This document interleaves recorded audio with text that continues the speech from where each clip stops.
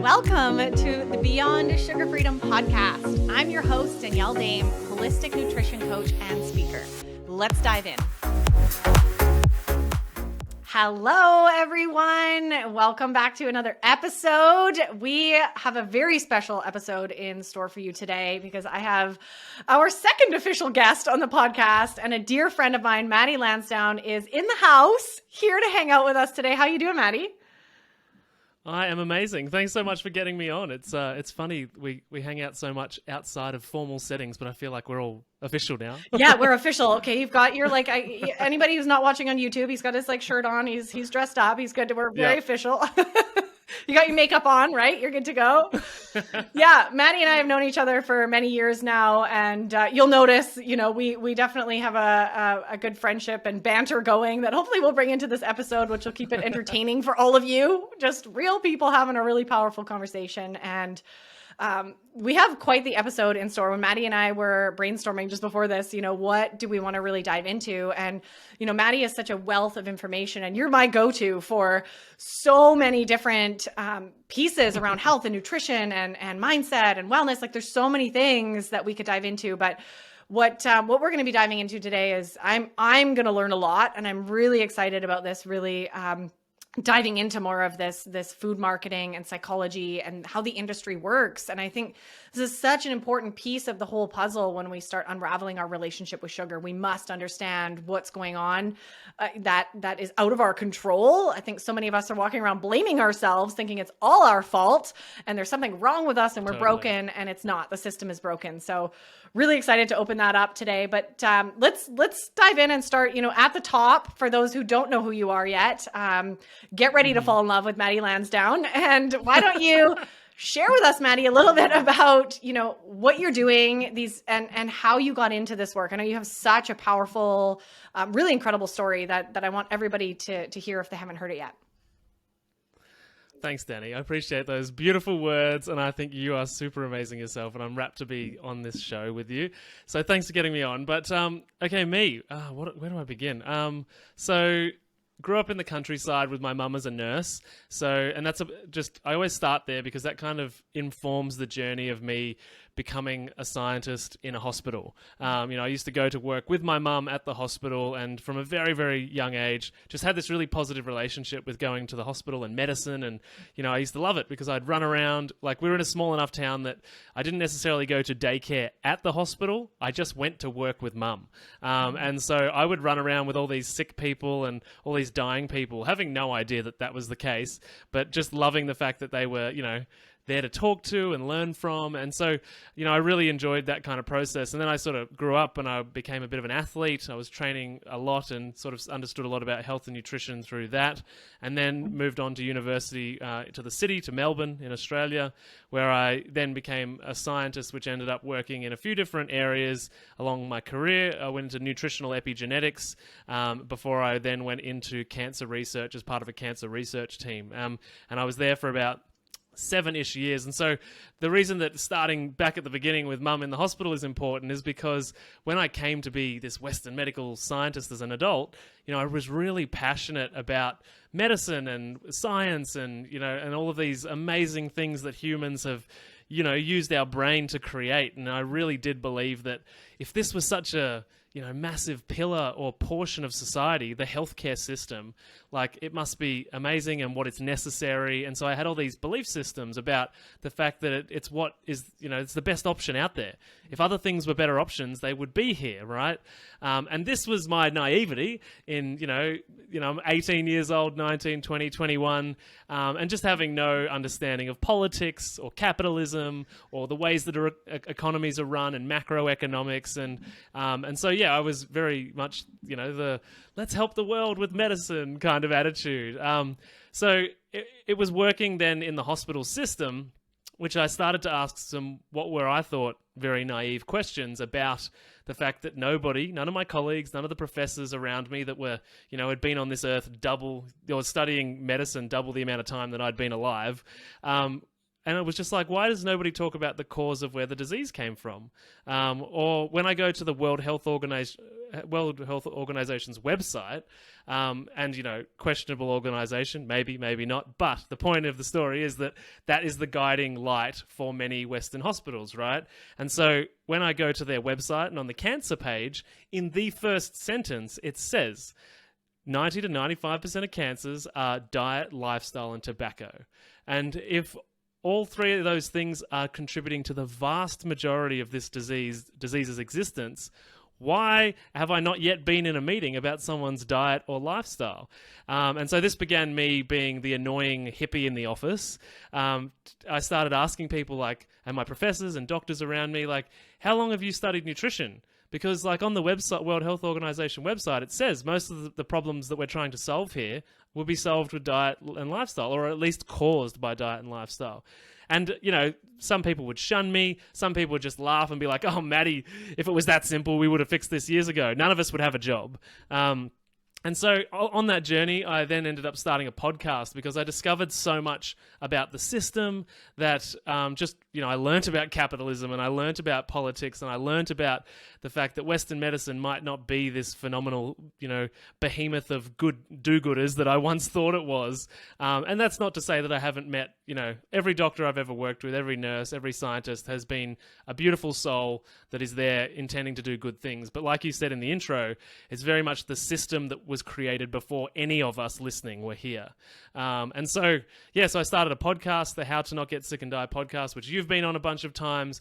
And that is very much about sharing the truth that I have uncovered, not just about medicine, but about wellness, about food advertising, and unfortunately, I really should rename the podcast to Matty Ruins Everything, because there's so much truth that has been covered up in the name of capitalism and profits. And a lot of people say, oh, it can't all be that bad. All I say is walk outside and look around. Look at how incredibly unhealthy everybody is. So that's kind of the journey. And now, obviously, I run my own show with the podcast, and I help women lose weight and fix their gut health. And in the process, we do a lot of psychology and emotional eating stuff as well. But fundamentally, it's deprogramming a lot of these old beliefs that we were handed by our mum, our dad, our doctor, our teacher, the system, society, so that we can actually get people on the path to being healthy.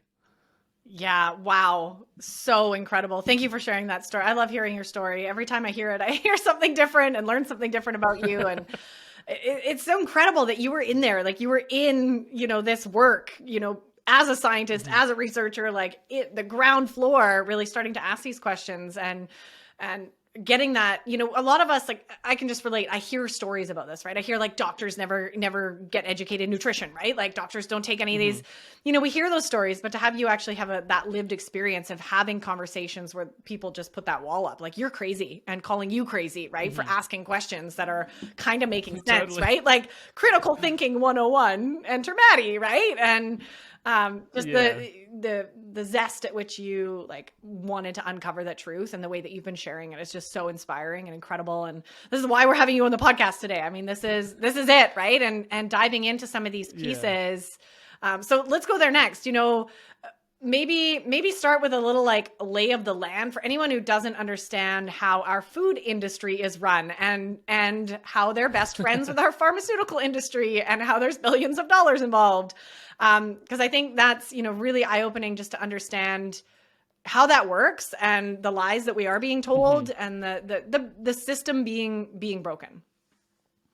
Yeah, well, I think the thing that I want to get across first, and one of our other friends, another girl named Danielle, we talked about this a little bit on her show, but is that a lot of people in the natural health, nutrition space, diet against disease space beat up on capitalism. They say, everyone's doing it for profit, and this is terrible. And I say, hang on, aren't you doing what you're doing for profit? Capitalism is actually not the problem.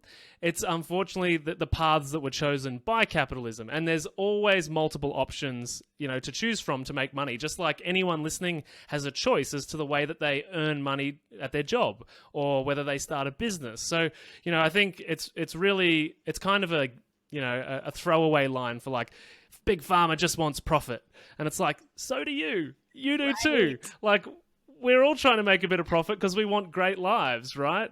So I think in order to entertain an alternative outcome, you also have to come along with a capitalist alternative. Is that how can we incentivize governments and systems for people to be well and to be healthy? And that's not a 1 year project. That's like maybe a multi-generational project, in the same way that getting here has been a multi-generational problem that has been created. It's like when I speak with women that want to lose weight, they're like, I want to lose 20 kilos or 40 pounds or whatever it is. And it's like, great. How long do you want to do that in? It's like, oh, well, your program's 10 weeks. So how about 10 weeks?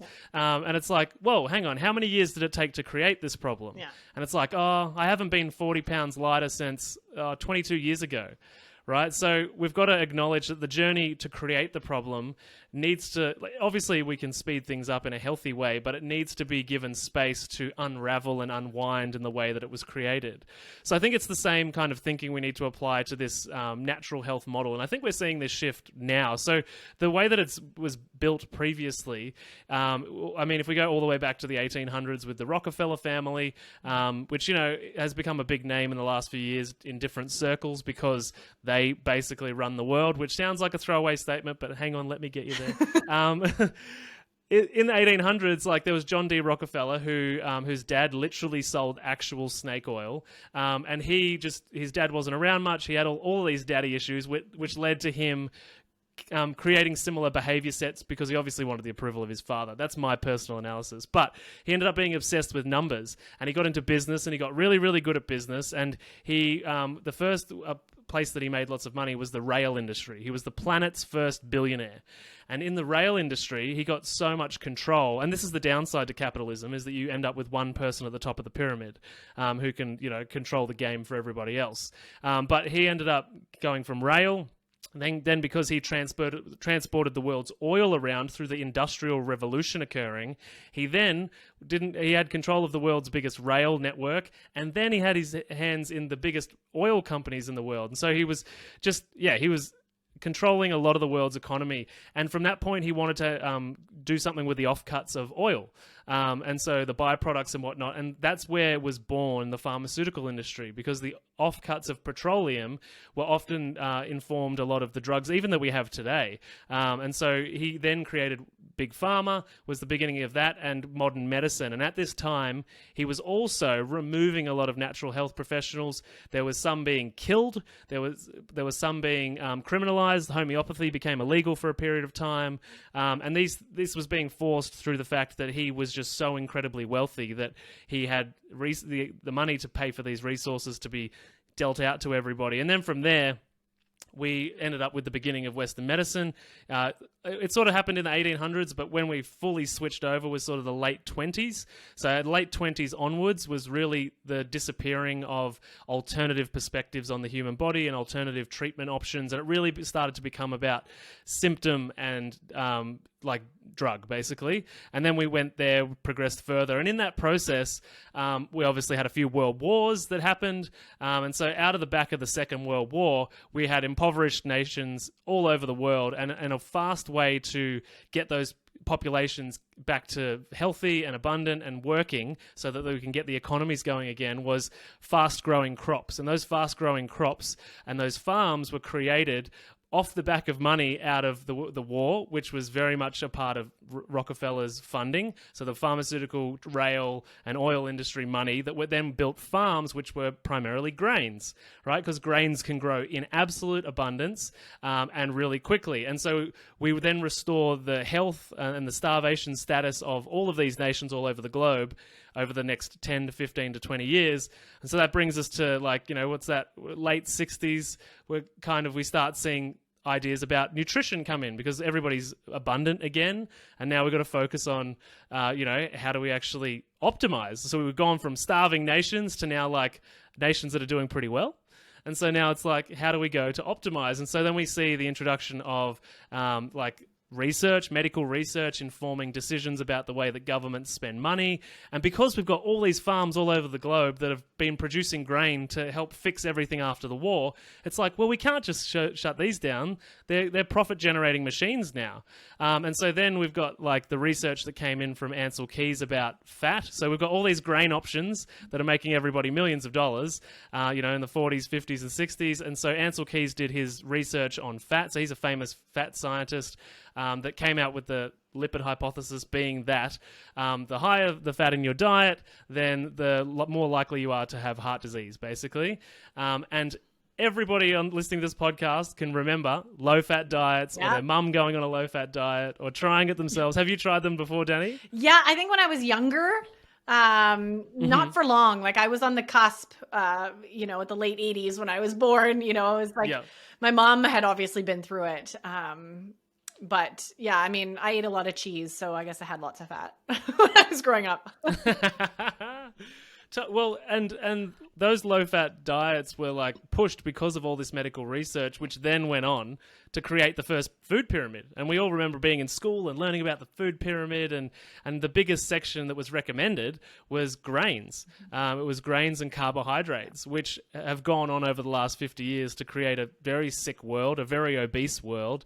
And even in Australia, I don't know if it's the same in Canada or the US, but we now no longer have the food pyramid because it got so much heat over the last few years, but we now have the food plate.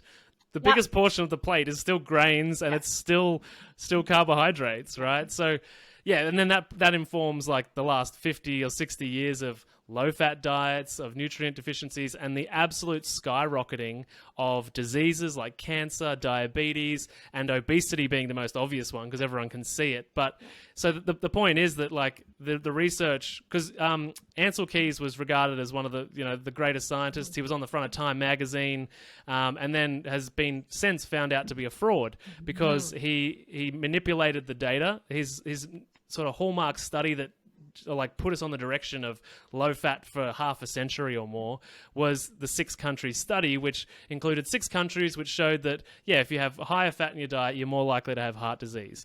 And what actually happened is that he cherry-picked that data, and originally it was a 22-country study, and there was absolutely no correlation whatsoever.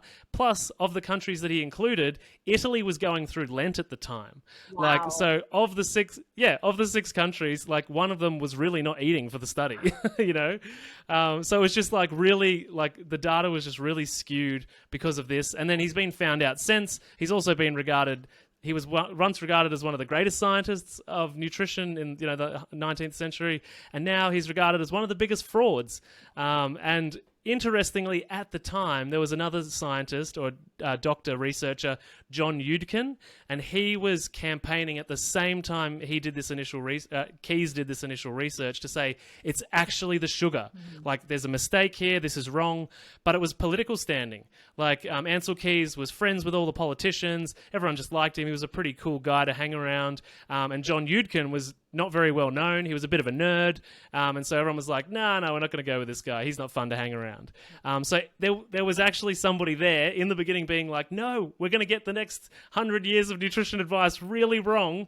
But he was shut down, and even his lab was shut down at one point because he was so, he was, a conspiracy theorist because he had a different point of view. And so, that's how we've kind of gotten here. And now we're all starting to realize that, keto diets are a thing and low carbs are a thing, and that all of this absence of fat has led to all sorts of problems over the last, 50 years. Yeah. Now we're all carrying this fat phobia, right? I know I've talked with a lot of my clients about that. Like, we have to repattern. Like, I think even genetically handed down, there's that fear of like, don't eat too much fat, it'll make me fat, right? So we do, like, it's going to take some time for us, like, as a nation and society and world, right, to repattern that belief of I'm not going to die when I eat fat. And that was always Totally. so eye-opening for me, learning about that. I think I learned about it in one of those sugar documentaries back in the beginning of my sugar journey. It was like that moment where it was like, oh my goodness, it was all a political play, and we were like, it wasn't fat, it was sugar, and there was politics involved in it, and big industry, right, wanting to make sure we were eating a certain way. And it's the same here with the food pyramid. It's now a plate, and it's so fascinating, and I want everybody to really understand this if you don't, right? How all these directives we're being given. But first of all, why is our government telling us what to eat or do in general? I mean, we won't even go down that rabbit hole today, but like, what gives them the right to like decide, human like nutrition and anything, around our health, right? Like, aren't governments meant to like help run a country and make sure everybody's like safe and all the roads are good and like collect taxes and shit, right? Like where did that, like that right there is a red flag, right? But just understanding that like all of these guidelines and the marketing and the way that this is like positioned to us is like, this is how you should eat. It's like taking advice about being really healthy and vibrant from somebody who's obese and suffering with chronic diseases, right? Like, we just need to be aware of that and start. And then obviously, okay, so here's the question that would be on everybody's mind, knowing like, okay, so all this information that I've been fed my whole life is wrong. How the heck do I know what's right? Oh, that's such a good question. And the truth is that's why on this side of the fence, and what I mean by that is like the natural health, nutrition, self-researcher, you really do have to be a self-researcher, because if there's one thing that being a scientist has taught me is that you can find research or a perspective to confirm whatever you want. Like literally. And that's why working in medical science has made me less convinced by research, because I know exactly the tricks on the back end with statistics and delivery and the media, the way the media pulls out one sentence from a study and puts it on the front of a newspaper. And it's like, this is the greatest new thing ever, or, so I've lost a lot of faith in science.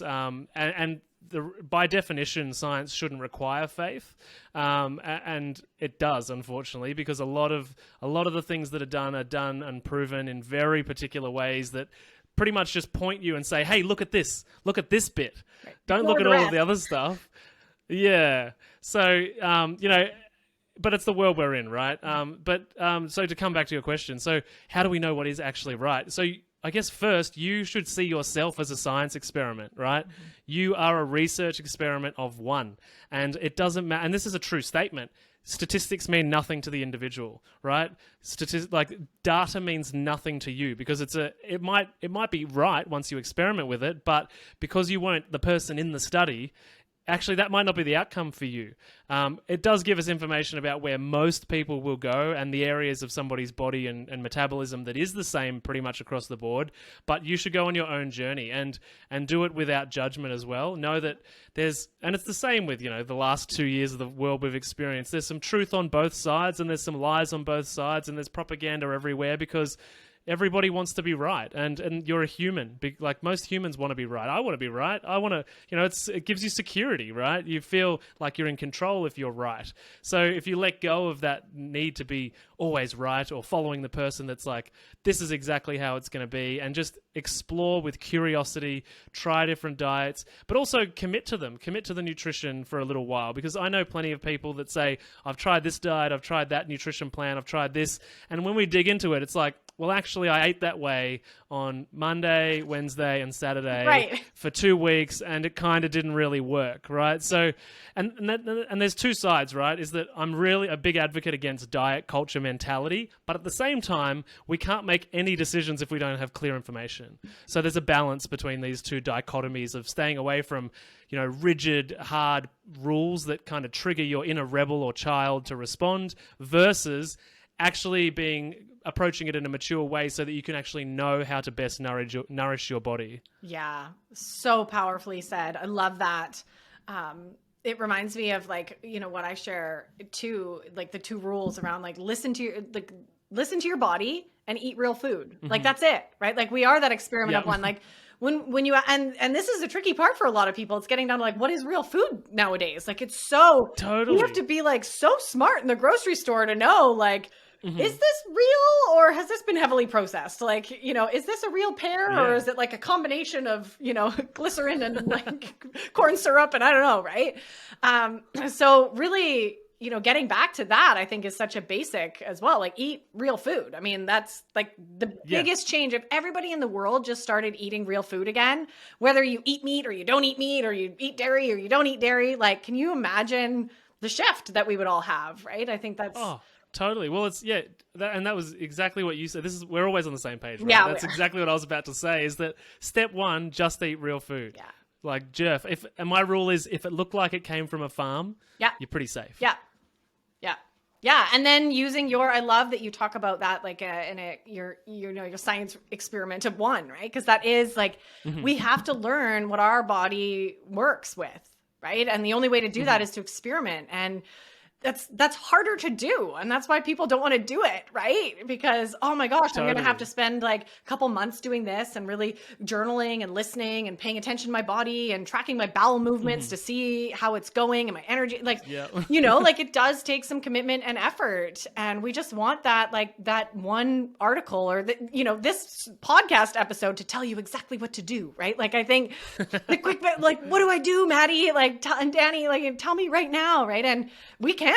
And this is, this is a place of not to be afraid, but to feel empowered with, I get to go on this like really curious, fun experiment. It's like trying all the flavors of ice cream. You get to like experience all these different things and it can be really fun. And this is where the mindset work is so important, how you approach that growth and that learning and that experimentation. And, you might try a diet for, a month and know right away that it's a hell no, right? And then you can switch out of it. But yeah, I think that's such a great reminder. So many of even people who, come to me, wanting to get off sugar, they're like, yeah, I've tried to give up sugar before. And then we find out exactly the same thing. Like they're having a tablespoon of honey and granola for breakfast and like, ketchup. No, it's just tomatoes, right? They're having all these things that just have no idea, right?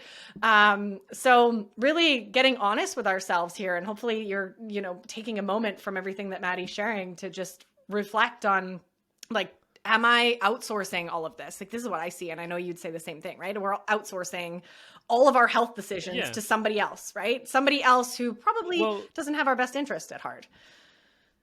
Oh, totally. But the other thing I would say, and some people in our space have to be called out for this, is that you've got to be careful that your diet is not your deity. Right, we've got this culture where people are like, and veganism is the perfect example because they have a set of values. You've got to live a certain way and you fit into a particular category. Otherwise, you don't fit the tribe. And so, really, everybody should be eating for optimal human experience, not to fit a group, not to fit an ideology. Low carb, there's carnivore doctors that where their mantras are like that vegetables are the worst thing you could ever do. That doesn't help the planet get healthier. Yeah. You know what I mean? So I've tried carnivore. I've experimented. I even point people in that direction. I've worked with vegans. It's about optimal for the individual, not like joining a pseudo religion. Yeah, the cult. Sign us up. Where's the sign up page? Totally.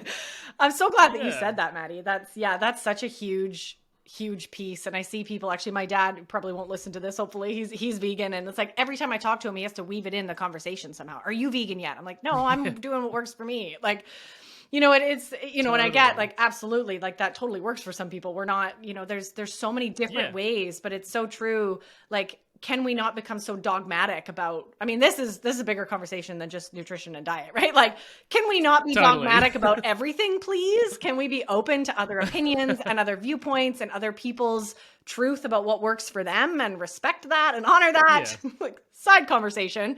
But that's so important, right? To understand. And this is something that I always talk about too. And I've been through, and I know you have, right? Is like, even allowing, giving yourself permission to change your diet, right? Maybe for right now, being a carnivore really works for you. And then maybe when you hit menopause, it doesn't, right? Or maybe there's these changes that happen in our bodies because we're always evolving and changing as humans and going through like hormonal changes and life changes. And so maybe that shifts, right? And I think just always being able, I think we have a propensity to avoid change, right? Like, change is tricky, and it's like, no, I just want to find what's right and lock it in and do that for the rest of my life. And I even noticed that with like my habits, like meal planning. I used to need to be so rigid with it, and now it's just natural. Like, I can easily go in the kitchen and whip something up, no problem. Like, I don't need to meal plan formally anymore just because it's who I am now. So it's like we can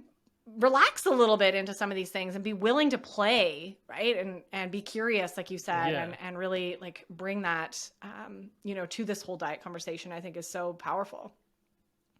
Well, and just as you said there, like you used to be rigid in the beginning, it's also okay for people to give themselves permission to go on like a more strict approach and then be like, I'm going to go into this, I'm going to collect information about myself, and then on the other side of it, I'm going to figure out which bits work for me. And so, like, you know, and that's kind of the difference as well between like just exploring diets versus a therapeutic response. Like if you have a diabetic in front of you that's going to lose a limb in the next few months because of their diabetic situation, you really do need a strict therapeutic response with your nutrition plan in that instance. But so it is okay, but it's all about the mindset, right? If you're coming from a restriction or deprivation place, then it's going to fall apart at some point. Yeah. And this is where I know, especially for women, I know you work with women as well. Like, you know, so many of us, and not just women, I just don't know a lot of men who've been through this or I've talked to about it, but you know, this lifetime of eating disorders, right? This lifetime of fight and confusion and fear around food. Like we've been taught to be afraid and not know what to eat, right? Like this thing is good. This brownie is going to kill me, or like, can I eat this? Right? There's so much shame and guilt and confusion that, you know, probably has been put there on purpose, right? Like, you know, let's make everybody confused and sell them the solution, right? But, you know, I think this is where the conversation can get tricky for a lot of people. I know I get this question a lot, like so I want to ask you this and hear what you have to say, you know. How do we avoid getting into that toxic diet mentality, right? And the shame and guilt spiral. You know, if we're doing 100%, you know, keto or carnivore, and then we have a glass of wine or we have a brownie or we fall off plan, like how do we, you know, snap out of that when so many of us are dealing on healing that patterning of shame and guilt that comes with like not being perfect or, you know, falling off the plan and, you know, not kind of dragging ourselves through the mud with that. Yeah, well, I think it's useful, like you said, to understand where the problem came from in the beginning. And I think we're born into a very authoritarian world. And so so as kids, we're born with a blank slate. And the first thing we ever are is these boundless, energetic, creative humans, which are children, right?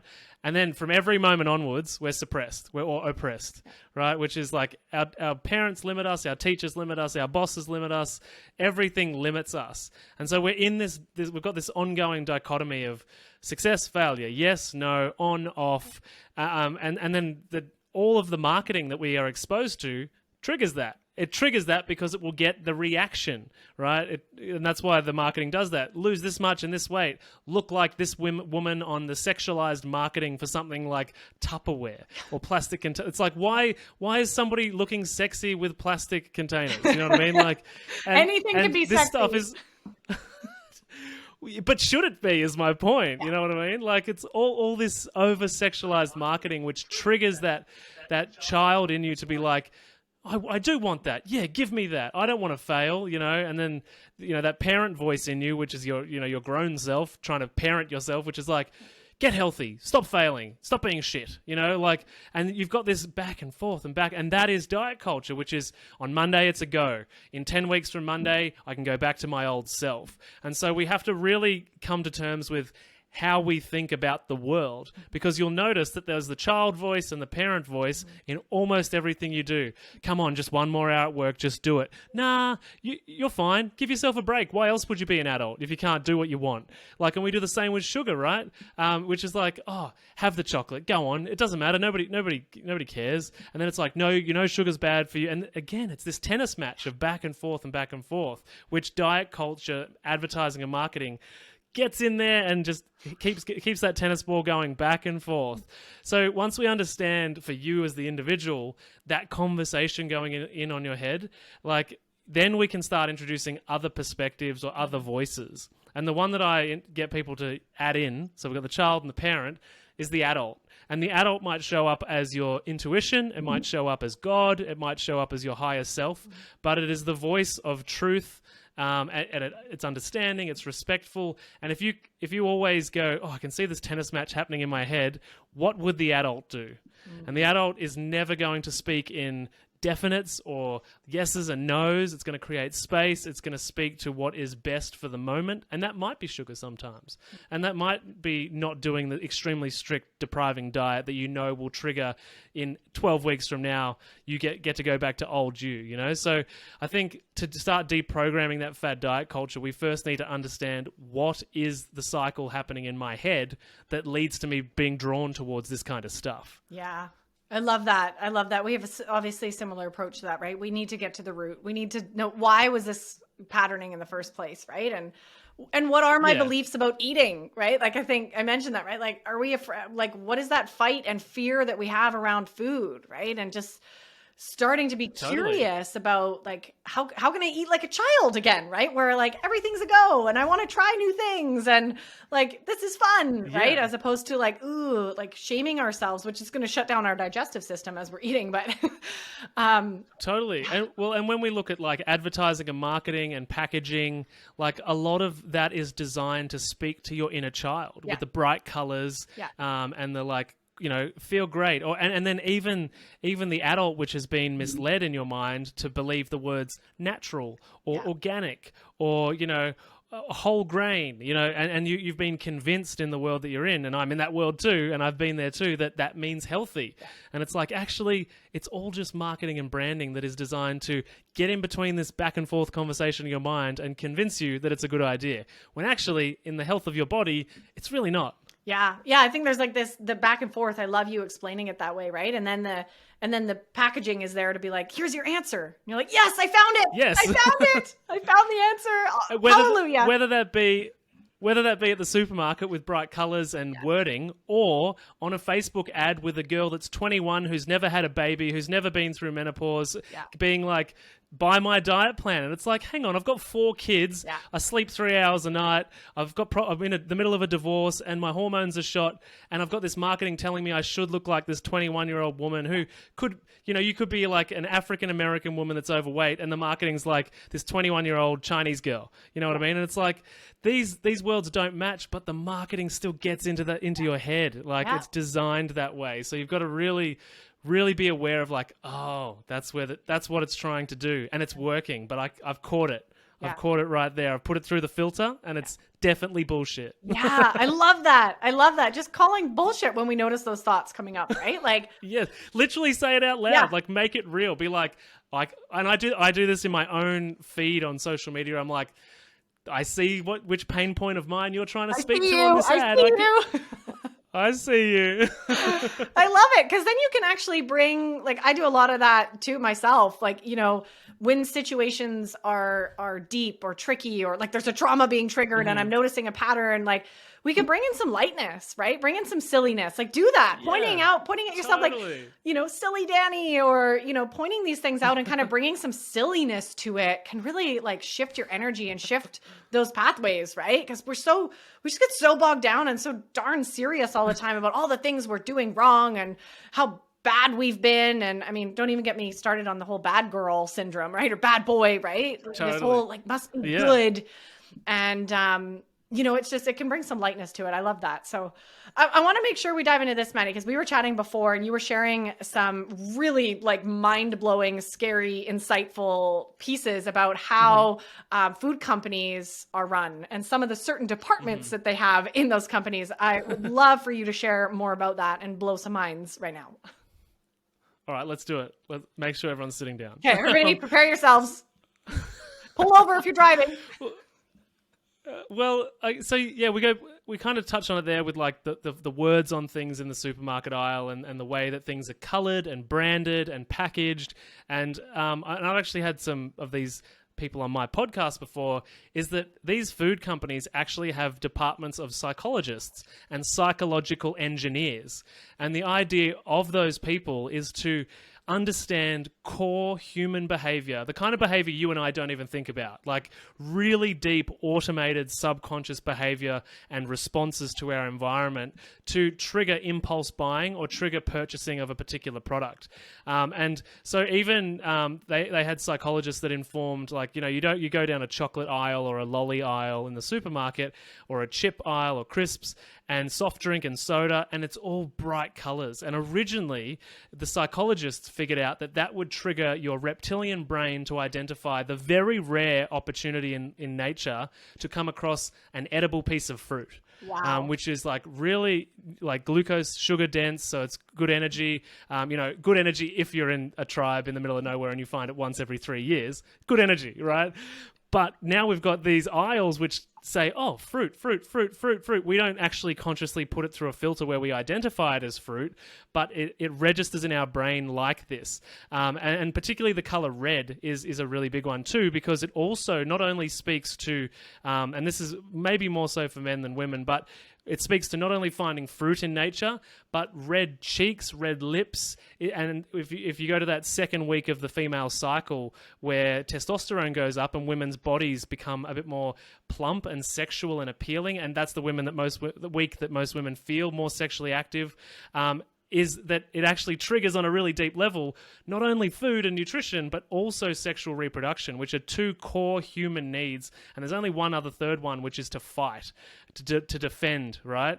And so like on a really reptilian animal level, there's only those three things. So some of the lollies and chips and whatever speak to two of the three, right? Which is insane. And it's why we just find ourselves being like, yep, not even really thinking, yep. And then you get home and you're like, how did I buy all this? It's like, because this part of your brain which you have no conscious control over yet, we can work on that, but is being triggered and spoken to.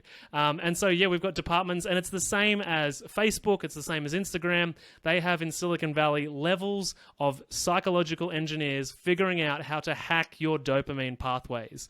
And they've done the same in the gambling industry. And what they've actually done, and we were talking about this before, is the Dorito effect. So with Doritos is for every chip that goes in the bag, every ninth chip gets flavored 5 times as much as any other.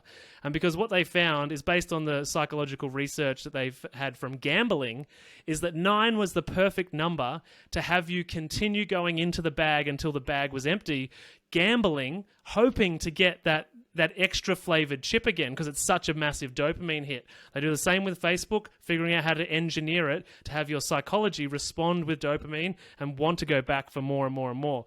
And so there's these departments in all of our major food companies which have psychologists, which review the marketing, which review everything. And now it's like psychological marketing is an entire industry, which speaks to these core human needs that we all have.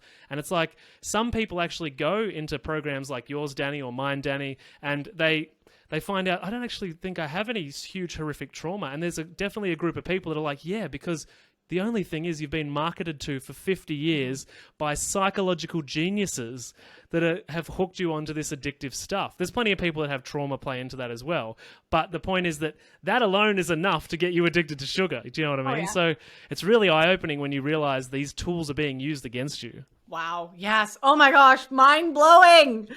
Mind-blowing. Yes, I didn't know about the colors thing. I mean, it makes so much sense. And I remember when I first read, started obviously down in this industry and learning about this, and I hope everybody right now, I hope you did pull over, because that's scary. That's scary. It is. And I remember when I first read, I forget the author, Bliss Point, right? Talking about the Bliss Point, The Pleasure Trap is a great book. There's so much, obviously. I've got it up there, actually. Yes. Will you share what the Bliss Point is? I mean, this is exactly what you're talking about, but I think that's important for people to understand too. Yeah. So, the other thing is that not only do these companies employ these people, but they do clinical trials as well, where they put people like you and me, put our heads in MRI machines, feed us their food, and scan what happens to the brain. And they do the same thing with marketing campaigns, and they really test how people respond so they can tweak. And they did the same with the food, or the actual nutritional components of hyperpalatable food, which is they figured out the sugar, the amount of sugar they need, the amount of salt they need, and the amount of fat they need to hit this perfect spot, which makes your dopamine center of your brain just go absolutely wild. Your whole brain lights up because it's just got the perfect hit of this addictive combination. And the other fourth one in some foods is caffeine. Mm-hmm. So there's those main 3 in most, and then sometimes there's caffeine as well. And the idea, is to have you crave these foods when they're not there because you're now addicted to them, and have so much enjoyment that you're likely to go back for another and another and another. And this happens to people that are probably listening for 10, 20, 30, 40, 50 years. And we feel like then we get back into the failure mindset of like, oh, I'm just weak. I'm just shitty. I'm not good enough. I'm not worthy of being healthy. And it's like, well, some of those stories may need to be unpacked. There is a really big trillion-dollar industry that's been going for, many decades, working to have you addicted and eating these types of foods. And when you go to the hospital, even in the vending machines, these foods are in the hospitals and in wellness centers, and it's it's so.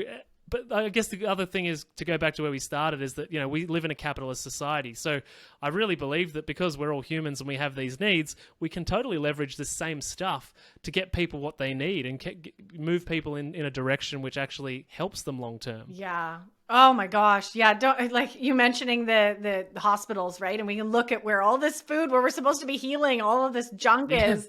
When I started really like being aware of that, it just made me so angry. And I remember my mom, she's had a couple surgeries over the last years, and she would be in the hospital, and I was like, do not let them feed you anything. I am bringing all of your food. Like, don't eat anything the people at the hospital give you. I gave her very strict instructions, and like, good.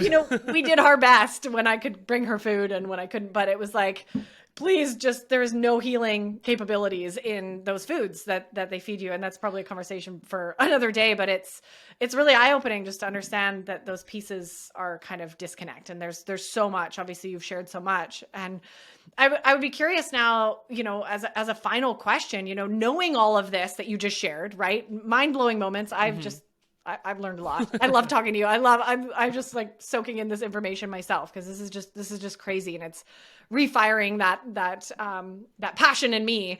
So, everybody though listening and hearing all of this might be feeling a little bit disheartened, right? Like, well, what can I do? There's these billion-dollar companies with mastermind psychologists, and there's all this going on. So why even bother trying, right? Like, I don't want anybody to be in that space. So I want to ask you this question, right? Like, knowing all of this and taking this information that you just shared today, how can we actually use that to empower ourselves and make change, instead of getting stuck in the overwhelm of, well, forget it, why even bother? Mm-hmm. First step is to make space for that feeling of despair, right? Is because if you try and rush into the next step, you will end up back where you started, because you didn't give space for the problem that has presented itself, or the challenge that has presented itself. So if you are feeling despair or overwhelm, or like it's just too hard, just give that some space for a little bit, because you need to move through that before you can get to a place of being like, okay, I've moved through that. Now what's next? And so after you do that, the next bit would be to remember first that they're not inside your house. These people are not at home. They're not controlling you. They have a great tool set that they've been able to use. But guess what? So do you. Mm-hmm. You get to decide what happens to your own body and your own mind. And so from there, and if you're addicted to sugar, and I definitely have been through different periods and not treated myself very well with emotional eating, which is how I have come to know so much about it. But is that create rules for your life, and this is rules out of respect, not out of deprivation. So we have to come from the right place. And what I mean by that is, like, for me, my rule, right, is the mainstream supermarkets, I can only go to them once a week. Like, I don't step foot in a mainstream supermarket more than once a week. I go to my other supermarket, which is the organic store, and it's got the market, and there's no rules around that.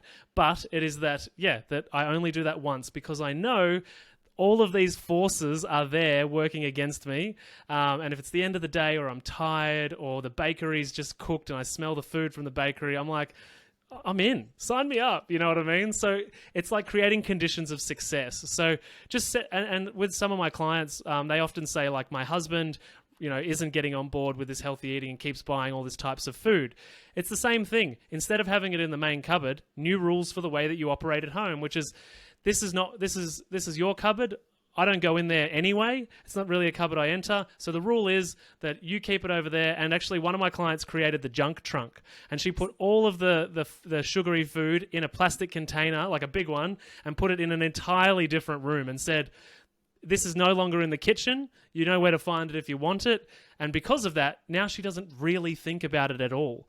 So just creating these little conditions of success for your life, whether it's like, for me, sugar just can't be in the house. It just can't be, right? If I have it, there can be nothing left over. It goes either in the bin or it goes into storage, basically. That's just one of my rules.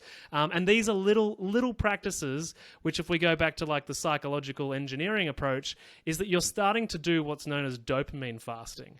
So your dopamine has been craving all of these hits from social media, from sugar, from cereal in the morning, from your coffee break where you might get a muffin as well.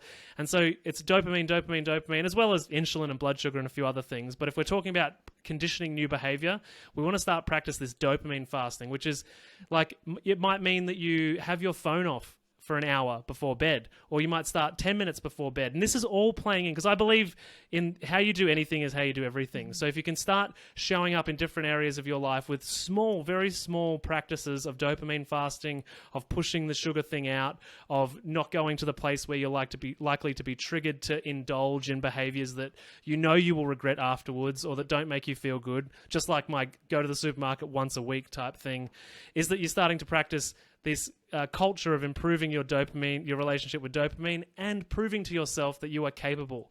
And when you are in a position of capability and empowerment, it doesn't matter what marketing is thrown at you. You'll be able to say, hey, I see what you're doing, and I ain't playing ball.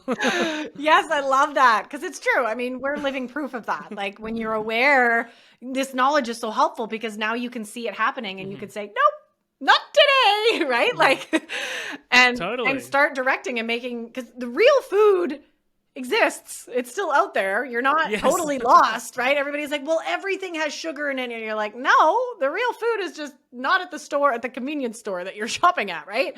So we just need to start looking in different directions. And yeah, I love that you mentioned that. I know you and I talk a lot with both of our programs about the emotional piece, and we need to feel it first. So I love that you mentioned that. Making space for actually allowing the anger. I know I feel a lot of anger when I think about the industry, like allow for that to live in you. And like, that's very valid and very real that we would be feeling all this when you're learning this information. So this has been incredible, Matty. We want to, I know you and I have a problem with talking for hours and hours when we get on the phone together. So we're going to have you back. That's a no-brainer. We've got a laundry list of topics that we're going to dive into, but, for now, where can people find more about you and everything you do? Obviously, I know you mentioned your amazing podcast, and you've got some amazing resources and groups as well. So share about where everybody can come and connect with you and ask more questions. Matty wants to hear from you. Totally. So yeah, the How to Not Get Sick and Die podcast, which is on all the podcast platforms. And there's a few episodes with Danny, which are all amazing. I think if I get it right, it's like 76 and 38. So check out Danny's episodes. If you nailed that, I am very impressed. I'm pretty confident I did. But so yeah, check out the podcast. I've got a Facebook group, Busy Mums Collective. So feel free, if you're a mother, to come and hang out there. And otherwise, by the time this episode comes out, my website should be live. So mattylansdown.com. That's exciting. Can't wait to see it. And yeah, that's going to be incredible. Thank you so much for sharing that. Everybody definitely go take a look at Matty's podcast and everything that he's doing. It's my go-to health and wellness podcast. And just, I love it. Matty Ruins Everything podcast. You need to name that. That's going to be so good. I know. We need that. We need that tough love. We need the real honest truth here, and your ability to really dive into that and be raw and authentic and real with these conversations, I think is so eye-opening. And helping all of us really start to think a different way. This is because clearly the way we've been thinking ain't working, right? And what we've been doing, ain't working, right? We just need to go outside and look around. So beautiful that you do that. And I can't thank you enough for being here with us live, Matty. This has been incredible. And we can't wait to have you back on another episode. I can't wait to be back. And I'm really looking forward to seeing your amazing podcast grow, because you have so much to offer. So I'm excited that you're in this space now. Your people are going to love it. I'm here. I'm doing it. Yeah. Thank you so much, everyone, for tuning into another episode. We'll see you on the next one. Thank you for tuning into another episode. If you're loving what we talked about today, please remember to subscribe, leave a review, and share this episode with someone you love. And if you're ready to dive deeper into discovering your root causes and patterns that are keeping you hooked on sugar, be sure to check out our brand new free workshop series that will help you kick emotional eating for good. Find the link to download this free series and other amazing resources in the show notes below.